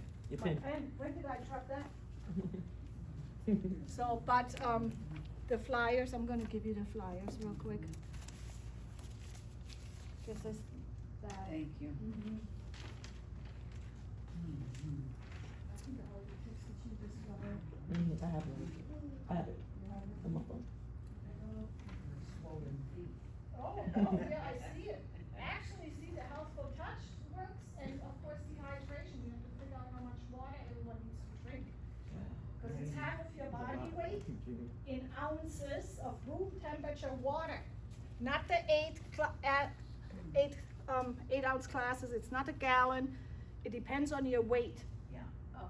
So, and then you also look at, okay, I'm supposed to have, say, 80 ounces. I divide it by 16 ounces, because we shouldn't be drinking more than 16 ounces in an hour, because we can overwhelm our kidneys. So when you stick with the 16 ounces within an hour room temperature, and then say you drink coffee or certain herbal teas or sodas or alcohol or wine or whatever, you need to offset that dehydration by that same amount of ounces that you consumed. And then you can flush stuff out. Yep. Okay, I gotta go. But I wanted to listen to her. She's down the street on Crane Highway too. Her office is down there. Anita. Huh? Come on, Anita. Everybody have the card? Yeah, to leave the last time. Thank She you. don't do stuff online. Yeah. Yeah, Virginia. New York and Virginia. Yeah, I have people in New York and Canada. Okay. Yeah, we work it out. Yes, we make it.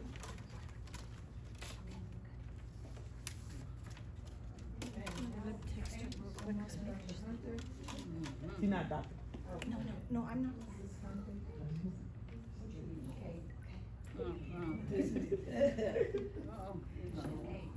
So, I just really wanted to talk about the spirituality of our bodies and, you know, Yeah. the wellness for it. So, I'll just start with the Bible presents spirituality as a practical, daily way of living rooted in relationship with God, others, and oneself. Spiritual health is portrayed as the harmonious alignment of the individual's mind, heart, and actions with the will and character of God. It includes trust, obedience, humility, love, and the pursuit of righteousness. Spiritual health and wellness are vital yet often overlooked facets of overall well-being. While physical, mental, and emotional health receive much attention, the spiritual dimension, our sense of purpose, connection, and meaning anchors, enriches the human experience. So I just want to speak a little about spiritual health and wellness through the words of scripture, drawing from sacred texts to brighten the path toward purpose-filled life.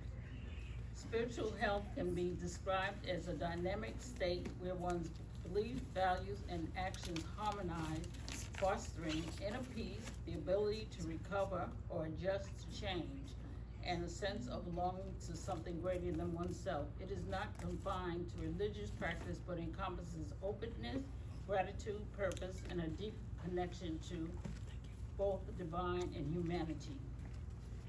Scriptures from the Old Testament provide profound insight into providing a foundation of spiritual health. Deuteronomy 6:4-5 says, "Hear, O Israel, the Lord our God is one Lord, and thou shalt love the Lord thy God with all thine heart, and with all thy soul, and with all thy might." So you see from the beginning, this commandment has been made. So in Proverbs 4:23, "Keep thy heart with all diligence, for out of it are the issues of life." This emphasizes the importance of nurturing the core of our well-being, as spiritual health influences all aspects of life. And the last one I have for Old Testament is Psalms 42:1-2. "As the heart panteth for streams of the water brooks, so panteth my soul after thee. O God, my soul thirsteth for the living God. When shall I come and appear before God?" Spiritual health and spiritual wellness are concepts that resonate deeply with teachings throughout the New Testament. While these terms are modern, their essence, living in right relationship with God, oneself, and for others, forms the backbone of the Christian message. The New Testament, with its focus on the life, teachings, and redemptive work of Jesus Christ, offers a rich tapestry of wisdom on nurturing the spirit, cultivating wholeness, and for becoming fully alive in faith. 3 John 1-2 says, "Beloved, I wish above all things that thou mayest prosper and be in health, even as thy soul prospers." This verse highlights the desire for both physical and spiritual wellness, connecting outward health to the prosperity of the soul. We have 1 Corinthians 6:19-20. "What? Know ye not that your body is the temple of the Holy Ghost, which is in you, which ye have of God, and ye are not your own? You are not your own, for ye are bought with a price. Therefore glorify God in your body and your spirit, which are God's." Okay. And I think that was the last one. Okay. And so that's just a reference to let you know how we are supposed to keep our body in wellness. And it's our due reference to Jesus Christ. We must respect our body. That is what we are supposed to do for him. That is why it is important from birth that the parent make sure that their child is taken to care to a doctor to have child checkups. And I'm not saying not to trust in the Lord, but that he has appointed his health professionals that to oversee our health care. As the child begins to mature into puberty, parents can set the pace for the child to follow with physicians, but allow your child some privacy with the changing of their bodies. Now, as adults, we sometimes become slack on keeping up with our health care. Plus, sometimes, and personally for myself, I have found that there are some doctors that you do not feel they take enough time to explain what you really need to and talk in the language that you would understand. So, you know, we have to look. Maybe rush. Yeah, they do, some really do, and, you know, that's what sometimes makes us feel, in the healthcare field, it's all about the money instead of the health right now. And we need to know that we are, as we get older, that we are cared for as well. So, it is important to upkeep our health, for there are silent signs in our body that are not noticed without a certain diagnostic test that will keep us from knowing there is an illness that needs to be treated. So I just wanted to want everyone to be mindful to have regular checkups. Thank you. That's good.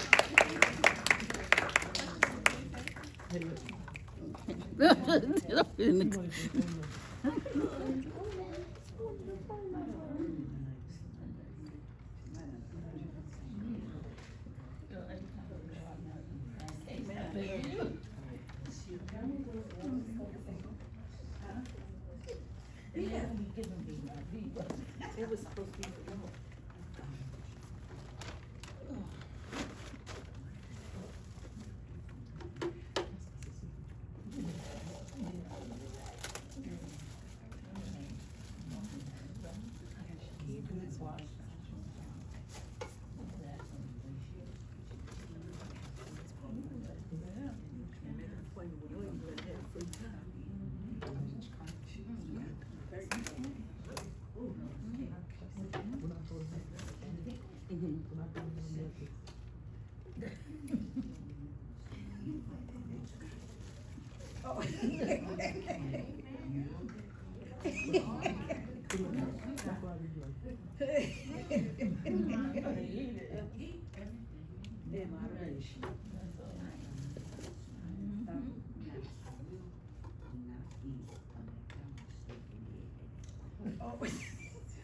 Your brother loves that. I know y'all on Facebook Live.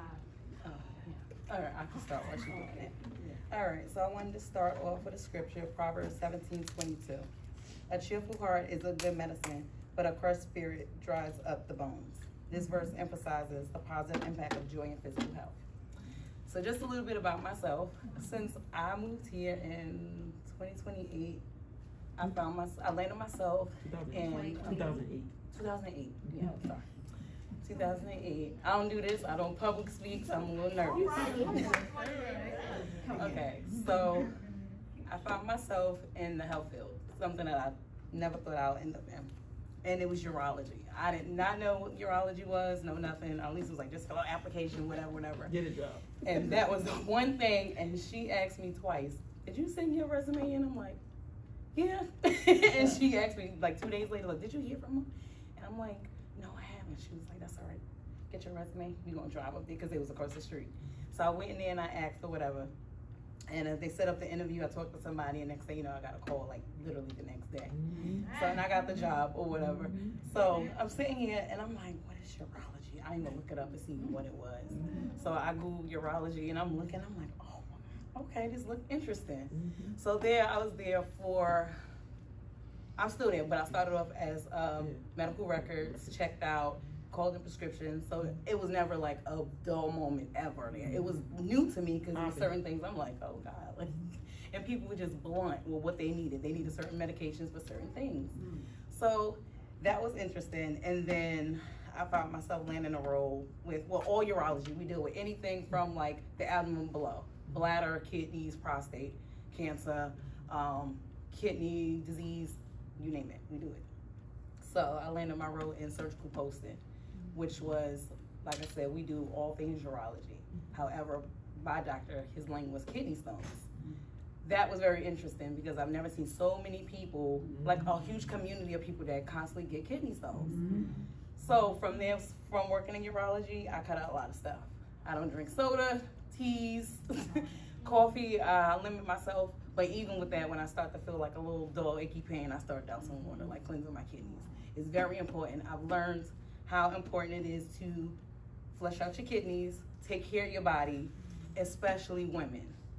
UTIs, I've never experienced an UTI until I worked in urology. I didn't know what it was.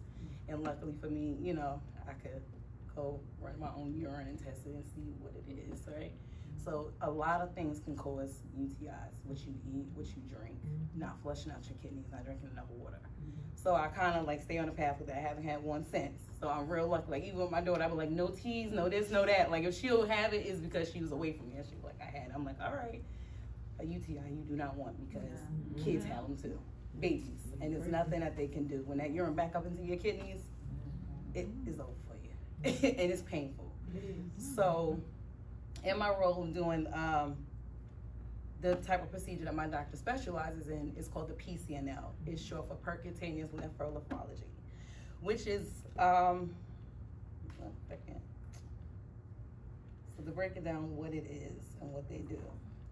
So what is a PCNL? A PCNL is a procedure that removes kidney stones, especially those that have a large complex and resistant to other treatments such as a shockwave, which is a lithotripsy, ESWAL, or ureteroscopy.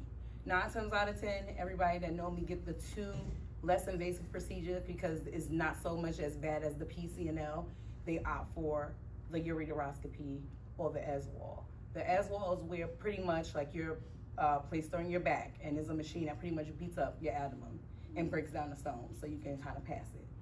The ureteroscopy is where basically they go into your urethra and they laser the stones to blast it, and then you're able to kind of pass the stone fragments. A lot of times that does not work, especially if you have bigger stones. Stones range from anywhere between 5 centimeters up to 10. It can get bigger than that. If you have a 5 millimeter stone, you're likely to pass it. Sometimes even 7, you can pass it. It's just so painful. And it takes sometimes days, weeks, months sometimes to even try to pass it. And patients try to pass it because they don't want to opt to do the procedure. So when that doesn't work, they got to come in, see the doctor, and then they talk to lucky me. And I have right on my desk, this girl Ken, and everybody comes in. My doctor, like, anybody could get you in and make it happen, is her. So they come in looking for me to perform a miracle, and I'm like, I'm not the surgeon, I'm not, but you would think I am because the questions that they have, I'm like, you was just in there with the doctor, the surgeon. Like, you got all these questions for me, put me on the spot. But over the years, you know, even just looking up, just curious, like going into the OR, like I had to tap out because these surgeries take anywhere from 2.5 hours to 7 hours.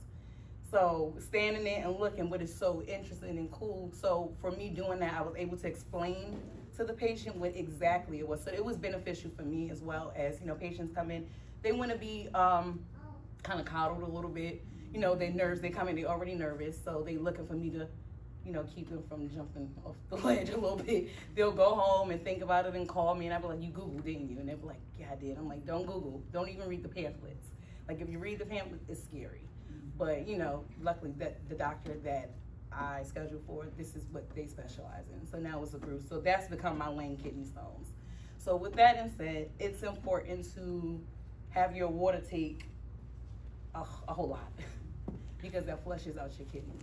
A lot of times people don't get symptoms of a UTI, and it's dangerous more so in older women. It causes hallucination. Like it just attacks the body differently. And they start to have, like, they get really sick, go into, that bacteria get backed up, you can go into septic shock, you can die, pretty much. So I just like try to push everybody to just drink water, leave the teas alone. I know they're good half and half, don't do it. So these are just a few examples how when you have kidney stones, these are some of the side effects what your urine can look like. So we run our urine, this is normal for your urine to come in. Every patient will leave a sample. It can either look like this is more so blood in your urine. It could look like this, you're not drinking water, infection. When you leave a sample and it looks like this, 9 times out of 10, you got some type of infection because it's cloudy. It could be thick, milky. That's let us know that you have something growing. For me, I tell my patients. Say that again. You said which one? These are all examples how your urine can look with kidney stones. Kidney stones. So this is blood, Okay, okay? This is how it can come out light, but then it could get darker, okay. okay? The more you don't dilute it and take care of it, it could be full of blood, your urine. You come in, this is not normal. That's not normal. That's not normal. This is the sign of you don't drink water at all because your urine comes out like this. This is a sign of a UTI. For off the bat because it's acidic. Is that with a chemical tester in your? So yeah, so once you urine in the cup, the specimen cup, we take a strip and we put it on a urinalysis machine, and it'll let us know, it'll drop a receipt letting us know like your pH balance. We check for leukocytes. So a lot of times people's like, oh, like it's blood in my urine. It could be micro, where you can't see it, and then you can, it's macro, where you can see blood. So when you can see blood, your urine looks like this. Or like this. What is the normal? Which one is normal? Like water. Normal, like water, honestly, but like a little lighter than this. Some people, their urine is just yellow, but this is an indication that you don't drink water at all. Your pee shouldn't be like, your urine shouldn't be like this.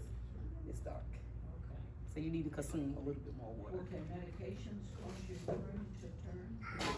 So there is a preventative, so like if you have a kidney stone, so after the procedure, we give certain medications. We give you a Urabel, pyridium, that's for burning, irritation, and it will turn your urine this color, like an orange. Some is another medication that will make your urine turn blue, and that's a lot of times when you urinate, you have burning sensation. You have pressure in your bladder, like you have to constantly go to the bathroom. When you go, and it's just like trickles of urine. It's not a lot. It feels like it's full, but it's not. That could be a sign to a UTI as well. Okay, so just be mindful. Like I know somebody 89 years old is suffering in silence. UTI, and I'm like, are you crazy? Like this is what I do. Like you're gonna like you can kill yourself. Like but drink water. People don't take it serious how it is important to flush out your kidneys. Like that's bacteria, all that stuff is backed up. Huh. That's what I said, yes. So that is a hallucination. Yeah. I had that person tell me last night they felt like a mouse was crawling up their arm. Like if that's a sign. So I'm like, you need to get to the patient first this morning. But also I tell patients as well for the procedure, for the kidney stones are preventative. Water is your best friend. A little bit of lemon juice, lemon water, and a little bit of baking soda. So while this may work as a preventative,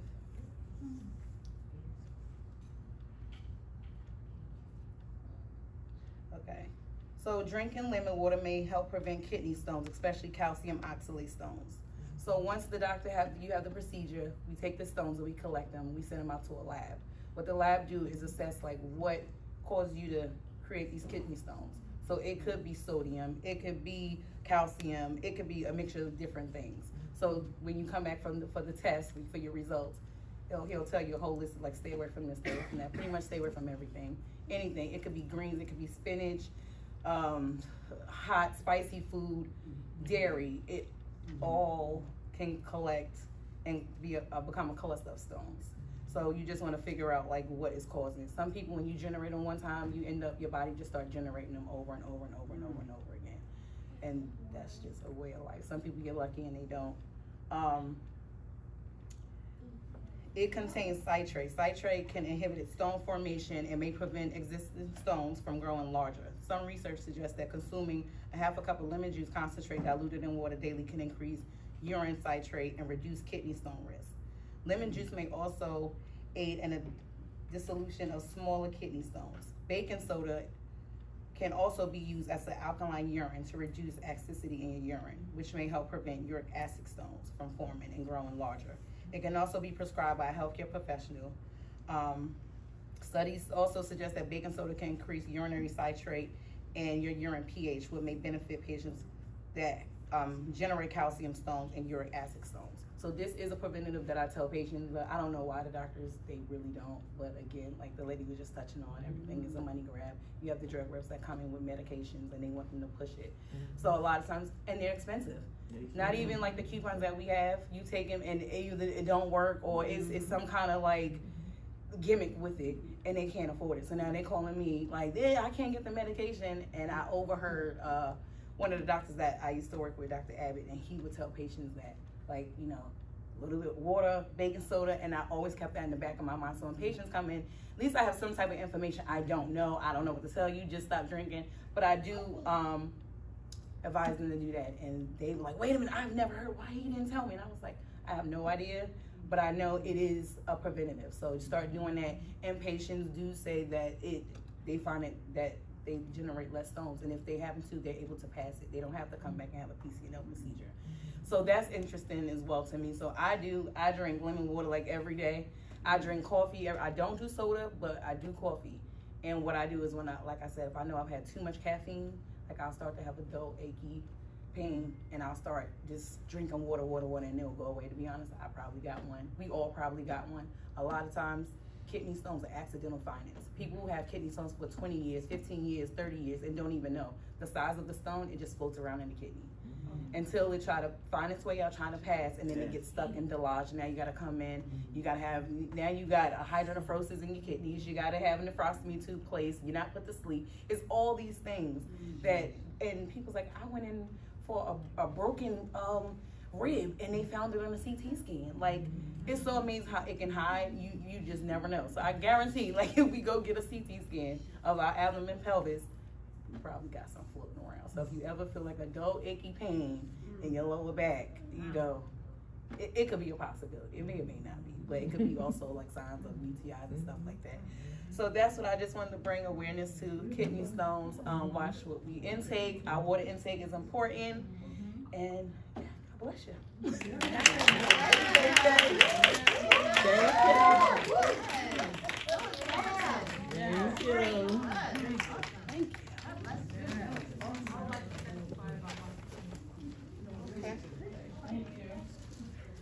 This is awesome. Yes.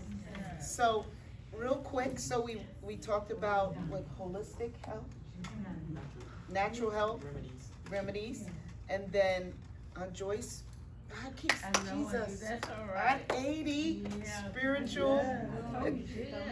Oh my God, I don't know what. On 80, on 80. Spiritual wellness.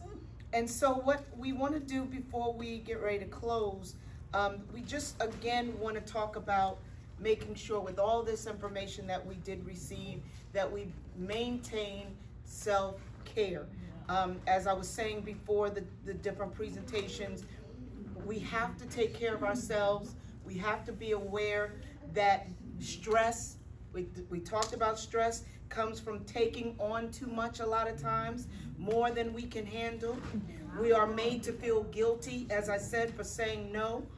We are made to feel guilty for setting boundaries, and that's something that we don't always do. Romans 12:4 lets us know that we can't do everything by ourselves. There's different gifts, so we have to stay in our lane, recognize our limitations. It's important to maintain healthy self-awareness practices. We are made to feel guilty if we splurge or indulge on ourselves. We want to hold on to our peace, the peace that God has promised us, and we have to guard our peace because he said he would keep us in perfect peace. Rest is important. We need to make sure we rest. Come unto me, all who are heavy laden and weary, and I will give you rest. It takes bravery to deal with, address pressing issues that we don't deal with, mental ones. Trauma needs to be dealt with prayer, conversation, even therapy if needed.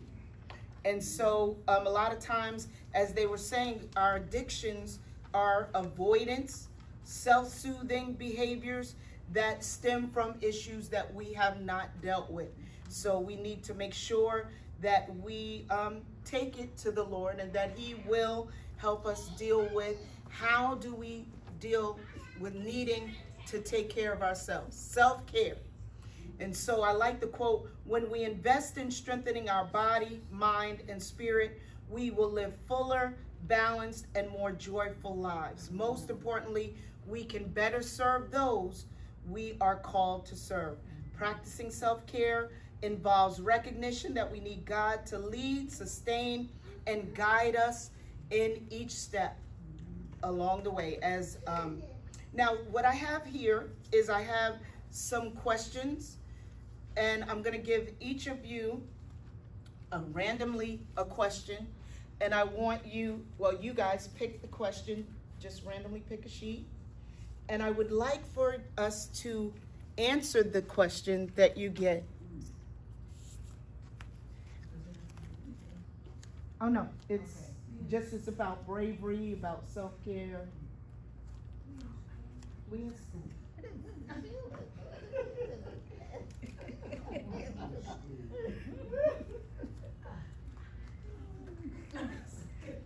I want new Talk about question. I gotta go.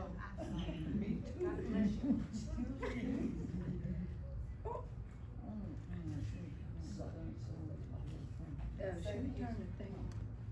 Huh? Cause he's on Facebook Live. I mean, there's no button.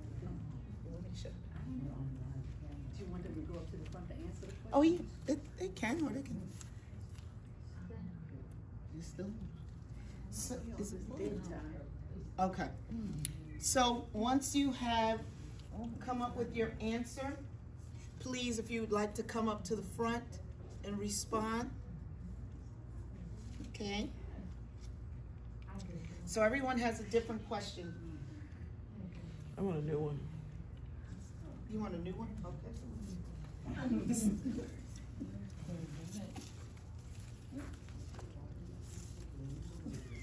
Anybody else want a new one? I just need you to, elaborate on each line.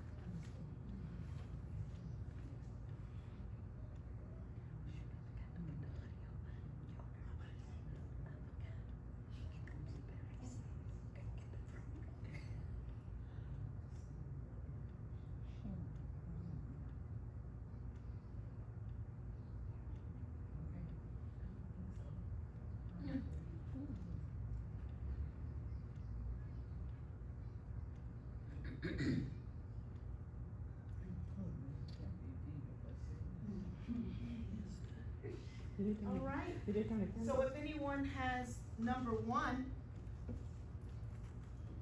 if you want to go by numbers.